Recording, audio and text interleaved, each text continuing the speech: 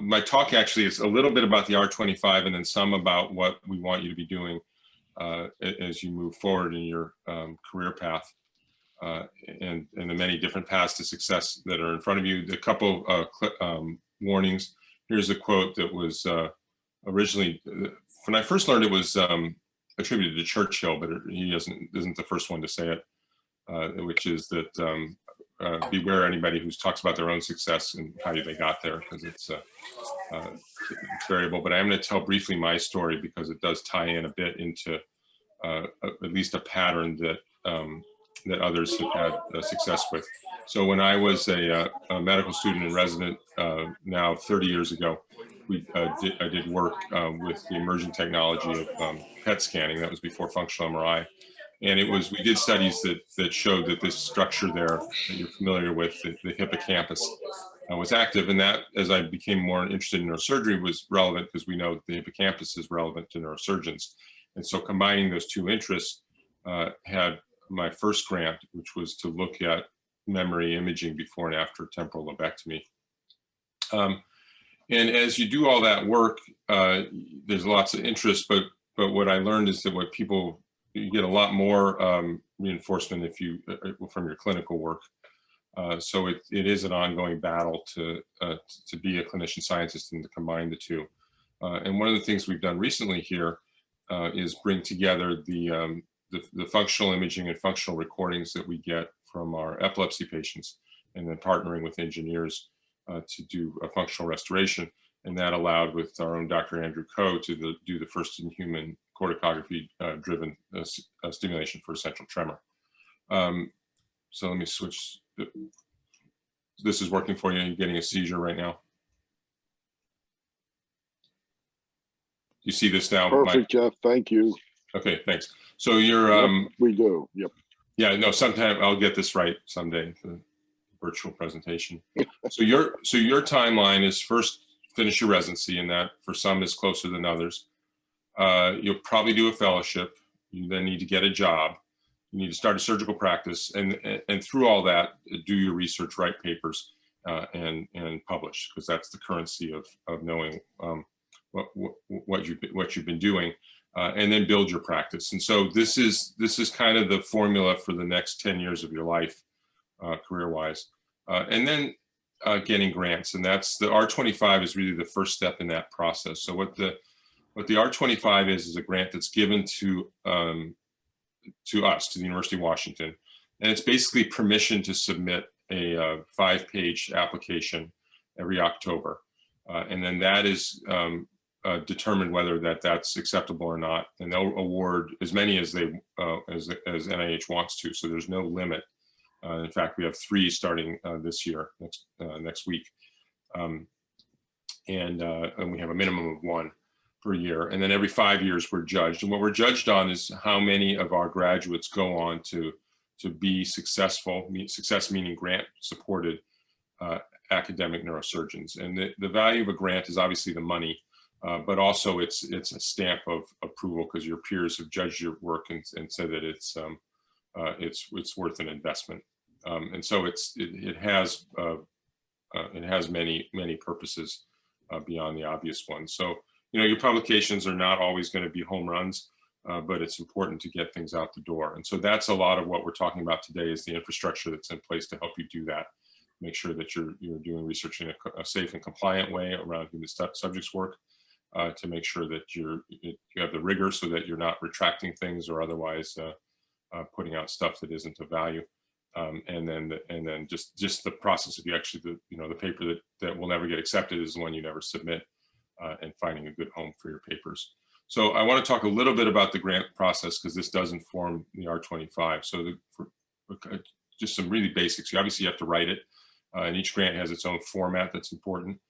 You don't actually get the grant, it's the university that does. So it has to go through the university office, and that takes time. So the deadline may be July 1st. That means you actually have to be prepared to submit drafts and budgets even several weeks in advance, and drafts several days in advance. And then after the first screens, making sure, especially at NIH, so they'll screen to make sure the grant is responsive to the ask. So if it's a grant on AIDS and you're doing something radically different, then it won't pass. Foundation grants exist. They are usually a much smaller scope, but often tailored specifically towards junior investigators. But that's usually not going to be a substitute for quality. And so the sources for in your future, in the first several years, will be these foundation grants. And then neurosurgery specifically has something called a K-12. And I'm talking about that because, again, that's what the R25 is really intentionally designed as a step towards this. So probably 15, 20 years ago, NIH created several programs that really were designed to encourage the clinician scientists and in some ways the neurosurgeon scientists specifically. So the K-12 is a neurosurgery specific program. It is every year there's a retreat, and it's your first year in practice is the only time you're eligible. And so usually we get about 15 to 20 applicants, and then you get each person gets about 8 neurosurgeon scientists reviewing their grant and then giving one-on-one feedback, which you never ever get for grants that you write. And then it's neurosurgeons only, but with a couple exceptions in the panel, that then judges the grants and then awards anywhere from 2 to 4, depending on funding. I think we actually did 4 this year, including our own graduate, Kelly Collins, who received 1. And then that's a 2-year grant. And then the next round of Ks are training grants, are the ones that are for clinician scientists, K08 and K23. And that's a broader study section that has neuroscientists, neurologists, some surgeons, some pathologists. Just did one yesterday that had grants from across the country. And really they're the judges. Are you going to be ready to be your own investigator? And that's what the R series are. So an R01 new investigator is a little bit easier to get because there's money set aside for new investigators. And I'm sorry, NINDS, I rattled that off. That's the National Institute of Neurologic Disease and Stroke, because that's where most of us get our grants from, because that's the topics, but not all. There are other sources and other institutes as well that make up NIH. So this is what a study section looks like, and people don't have their pads of papers. I don't think I've ever seen anybody in a tie in the 10 years I've done it, but it is a bunch of usually senior mid-career. They're trying to get more junior career scientists around the table. And then you have 2 or 3 reviewers who speak about the grant. They sometimes try not to talk too much about their own research, but that usually slips in. And then after that, the entire group gives the score. If the first few reviewers don't think there's much merit there, you won't even get discussed. So there's independent review, and then it comes together at that point. So and there's no arbitration. There's no occasionally or often the comments are contradictory, and you'll get a summary of that discussion provided, and then a few months later a chance to resubmit it. And this is the scoring system. So the only things that get funded are really have these describers such as exceptional, outstanding, and excellent. And you get these debates that really are between the funding and, the one I was trying to champion, I thought only had some minor weaknesses or negligible, but others thought there were several and minor. So these adjectives matter a lot in terms of where the funding typically is. And these critiques are very subjective. So it takes a lot of time, and that's one of the things the R25 and K awards are trying to do, is cut this down. And now you've all chosen a neurosurgery residency, so you're probably not going to be the ones that help solve this problem. And this is the fact that the age to first R01 equivalent, and they actually don't even make this chart anymore that I can find, because I think it just continued to go up. So it's often, and this includes neurologists, this includes MD PhDs who actually get their first grant a little bit earlier than MDs. First R01, that is. So, it's well into your mid 40s at this stage. And part of the problem is, I think, actually comes from early and late 18th century economics. So I can't see everybody, but we know Adam Smith on the left, who wrote Wealth of Nations. And then on the right is Lord Ricardo, who talked about comparative advantage. And this is this idea that even if you're a better scientist than a scientist, that you as a clinician scientist should actually be doing clinical work instead, because that's what you're even better at that than you are at science. And that if you do the math, economic math, the system will work better if you're not doing research. So we have to swim upstream of that.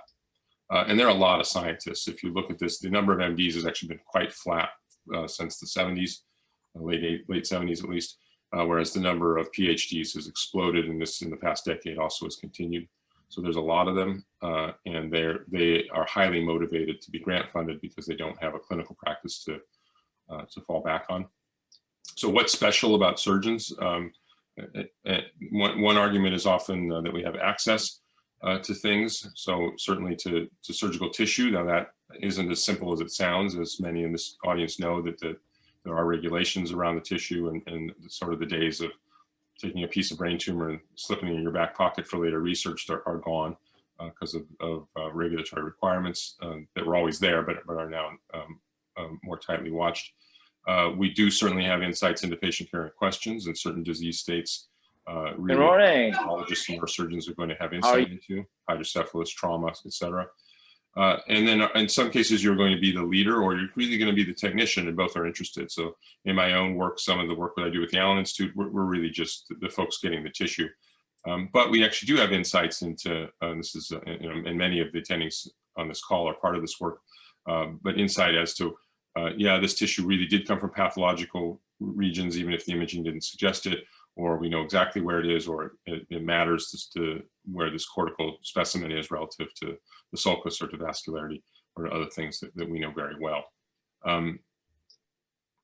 The other problem, which is really the elephant in the room, is this number, and this is 10-year-old data, and the discrepancy is even bigger.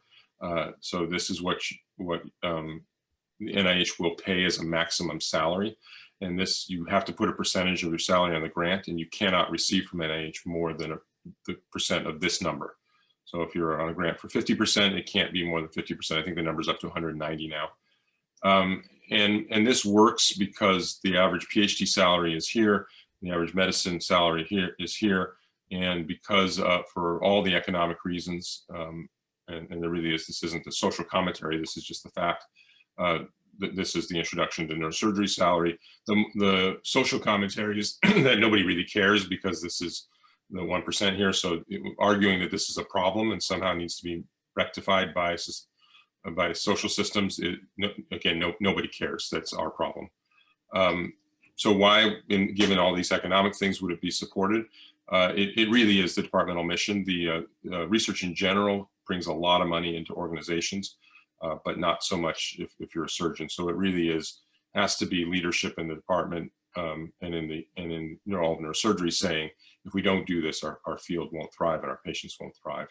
And the money, the reasons people do it, institutions do it, is because there's a lot of money. So when you bring in not training grants, but other grants, there's anywhere from 50 to over 100% of additional money comes in as indirect costs.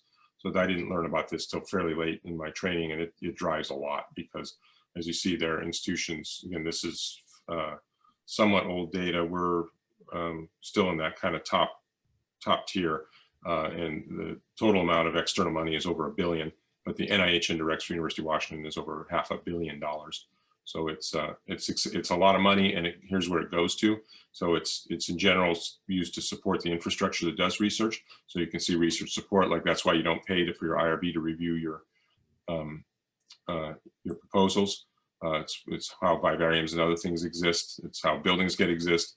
And then there's this nice piece of pie here. In fact, senior VPs are called out. So I haven't been introduced to this pot of money yet, so I don't know where that is. But and then student tuition supports, because when you put a student on a grant, the grant pays for their tuition, et cetera, but actually doesn't pay for enough of it. So these are critical for the running of the institution, but they also can be a large amount of money. And what we face is that your clinical time is valuable. The hospital may want you to do one thing, a dean may want something else, and then the craniotomies margins can be quite high. So it's not just what you as a clinician or as a department make, it's what facilities make. And so this push and pull you will experience throughout your career. Now here's the part that, and we're getting to the specifics here as I wrap up, but really the most important thing is being prepared for failure. And that's, I would say, was what neurosurgery teaches you, and is very relevant for the research world, is that if you have people on your grant and the funding goes away and that's their livelihood, you have to have a backup plan there. You really need to have multiple sources of funding, and you need to try again when things aren't working. Now here's the evidence that things can work. So 2012, I believe, was the introduction of these two programs, the R25 and the K-12. The R25, again, is the resident training grant. You will do research whether or not you get the R25, but you will also be expected to develop a protocol, a proposal that's of high enough quality to get one. And then when that was introduced, also the K-12 program, and what you see is a few years later, a very rapid change in total NIH funding going to neurosurgery. And we did not see this in other medical fields. So this has really stood out as a radical change. We've also benefited from the enormous amount of money that went into the BRAIN initiative that targeted specific interventions that are relevant to neurosurgery as well. So you're seeing a near doubling of neurosurgical research in a setting where clinician scientists did not particularly grow. So where is it going to go wrong? There's time, there's money, and then there's other problems. Do you know who this person is? Somebody speak up among the residents. Or, well, anyway, this won't work. But that's Mendel, and so he did after the beans. You're all familiar with the science after that, and you're not, because what he did is he became an administrator and never did any more science after that. So there's lots of distractions. What you pick is important because it motivates you and is interesting, but there are funding mechanisms, whether it's basic science, patient-oriented trials, and then outcome work, and many people have had very successful careers moving from one of these avenues to another. You do want to think once you finish your residency, having your 5-year plan. So here's the timeline. This is the talk. When you start, you need to. Now's the time to learn everything quickly. You're going to be overwhelmed by your clinical experience, but you also need to be defining your interests. You need to use the resources of the department to get your IRBs, write papers, and then start to identify mentors. And then by October of the R4 year is where we submit the R25s. And we've Dr. Ellenbogen has pushed this research time later in the residency because it makes it more productive, more relevant to when you're finishing. So if you're doing your research in your R5 year, potentially some elective time, we've had some recent grantees do that in their R7 year. And then most people are going on to fellowship. And then at the time of faculty is when you need to be ready to prepare those awards. So Dr. Collins did that. She had a research time during her fellowship and then submitted the K-12 in September of her faculty year at Oregon Health Sciences. And is launching that right now. That's a 2-year project, and then that preliminary data will help her get a longer submission. So there's several steps here that can move pretty fast.